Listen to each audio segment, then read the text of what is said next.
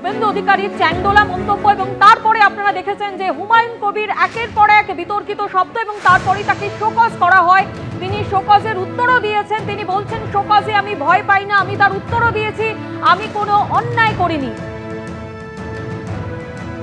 আবার নোটিশ পাবেন? সেটা তো আর আমি বলতে পারি না।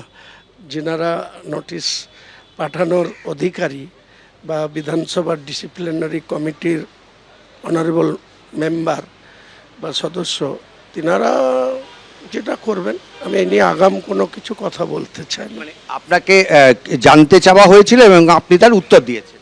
নিশ্চয়ই, এটা তো আমাকে মানতেই হবে। আমি দলের বিধায়ক, সেখানে যদি আমাকে যতবার নোটিশ দেবেন ততবারই আমাকে উত্তর দিতে হবে, এটা আমি বাধ্য। মূলত কি উত্তর দিলেন?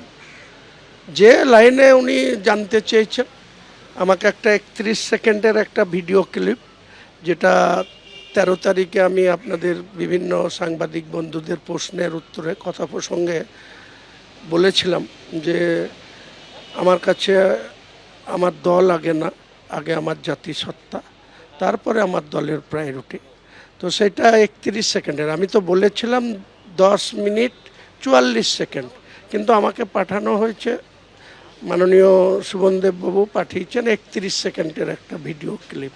সেটাতে এবং যে 5-6 লাইনের যে শোকজের মেন পয়েন্ট, সেটার বিস্তারিতভাবে ব্যাখ্যা করে এবং আরও কিছু অ্যাডিশনাল যোগ করে আমি 2 পাতার শোকজ লেটার পাঠিয়ে দিয়েছি। আপনি কি এখনো মনে করেন যে দল আগে, দল পরে, আগে আপনার নিজস্ব জাতিসত্তা?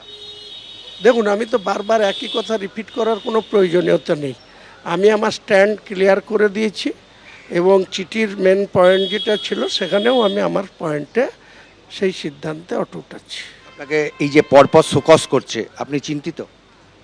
মোটেই চিন্তিত নই, বিচলিতও নই। এ নিয়ে কোনো ভালো ঘুম হয় রাত্রে,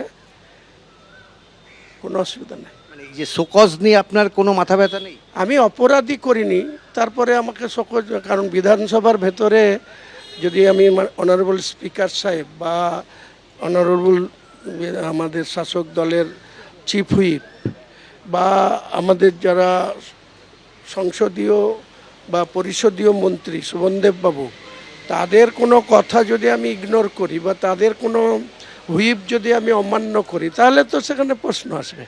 দলের মধ্যে আমার প্রচুর শত্রু। আমার শত্রু তো বিজেপি হওয়া উচিত, আমার শত্রু তো কংগ্রেস হওয়া উচিত, সিপিএম হওয়া উচিত। আমি 30 বছর কংগ্রেস করার পর কংগ্রেস ছেড়ে দিয়েছি 2012 সালের 16ই নভেম্বর। তারপরে 20শে নভেম্বর তৃণমূলের মেম্বারশিপ নিয়েছি, 21 তারিখে মন্ত্রী হয়েছিলাম। কিন্তু দুঃখের বিষয়, আজকের দিনে কংগ্রেস, সিপিএম, বিজেপি না যা আমার শত্রু আছে, তার থেকে তৃণমূলের মুর্শিদাবাদ জেলায় 100 জন তৃণমূল থাকলে 5 জন তৃণমূল আমার গর্দান কাটতে চায়, তারা আমাকে ফিনিশ করতে চায়। আপনি ঠুসো দিয়ে দেবেন যেটা বলেছিলেন, সেই সিদ্ধান্ত এখনো অনড়? দেখুন, এটা বিধানসভার অলিন্দে বা বিধানসভার লবিতে বা হাউসের ভেতরে ডেকোরাম থাকে, সেই ডেকোরামটাকে আমাকেও মান্যতা দিতে হবে। আর যিনি বলেছিলেন যে ওখান থেকে চ্যাংদোলা করে নিয়ে আসবো, তো তিনিও তা পারবেন না, কাজে আমিও আর সেই ঠুসো দেওয়ার প্রয়োজন হবে না। কারণ চ্যাংদোলা করে তুলে আনলে তারপরে তো ঠুসোর প্রশ্ন এসেছিল, তা চ্যাংদোলা করতে আগে দিন। তো আজকে হাউসে এসেছি, হাউসেই তো তিনি নেই, শুনছি দিল্লি পালিয়ে গেছে। তো এখানে এসে চ্যাংদোলাটা করবে, তারপরে তো আমি ঠুসোর প্রশ্ন আসবে। আর আপনার জেলায় ঢুকলে আপনি বলেছিলেন বিক্ষোভের মুখে পড়তে হবে। ওটা তো আমি অটুট আছি, 1 ইঞ্চি গাড়ি ঢুকতে দেব না, যত শক্তি প্রয়োগ করুক। আপনারা শুনলেন হুমায়ুন কবির স্পষ্ট জানিয়ে দিলেন শোকজের উত্তর তিনি দিয়েছেন, শোকজে তিনি ভয় পান না। কিন্তু শুভেন্দু অধিকারীর যে মন্তব্যে বিতর্কের সূত্রপাত, যে মন্তব্যের পরিপ্রেক্ষিতে হুঁশিয়ারি দেন হুমায়ুন কবির, কি বলেছিলেন তিনি শোনাবো। বিমান ব্যানার্জিকে, মমতা ব্যানার্জিকে হারাবো, আর ওদের দলের যে কটা মুসলমান এমএলএ জিতে আসবে, বিজেপি সরকারে আসবে, চ্যাংদোলা করে তুলে রাস্তায় ফেলবো।